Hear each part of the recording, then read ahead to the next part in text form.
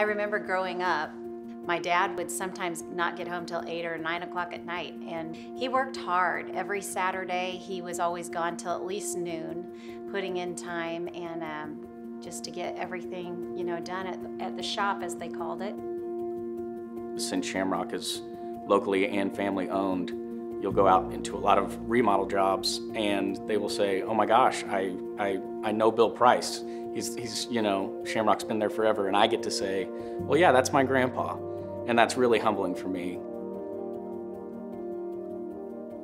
Well, I started out there with Dick Shepard. Dick Shepard and I were good friends. It would have been about 1961.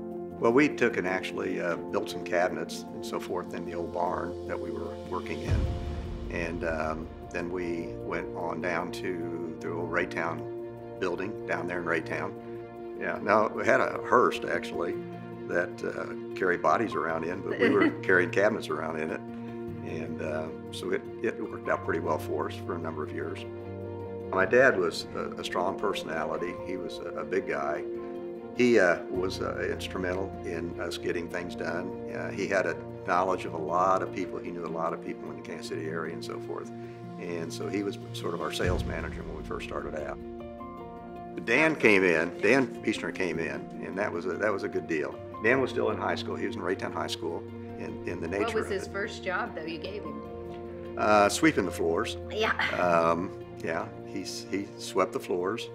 And but then we did have a loft up above, and we ended up doing all of our drawer boxes. We made those all upstairs in that thing, and Dan worked on those things.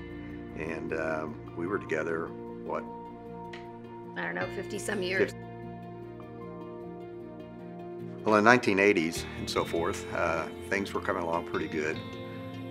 We had quite a few builders. Primarily a guy by the name of Charlie Kaler was the biggest builder we had. Charlie was always one to pay me. I needed it every month. And I needed it every week, I'm sorry. I needed it every week. I need to go over to his office and I could get up a check for what I had. Make payroll. Oh, to make That's payroll. what you were trying to do. Trying to make payroll. And we're happy that we were able to get through that process because it was a difficult time. In '96, I started full-time in the shop, and Bill put me out there for a reason, and I'm glad he did, because I had a chip on my shoulder a little bit because I didn't want to be the son-in-law that came in and got handed something.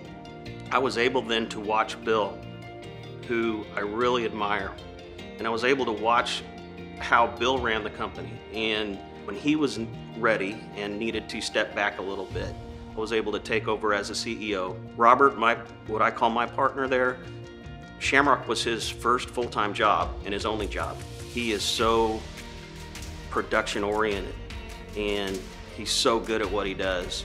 And I'd be lost without Robert. I wouldn't trade Robert for anything, not anything. I remember running around the shop when I was 4 years old, just looking at all the big equipment and thinking, wow, this is really cool. When I graduated from college, they decided to put me on as a project manager here, kind of get to learn another piece of Shamrock, and hopefully if all the stars align, we can get a fourth generation in there.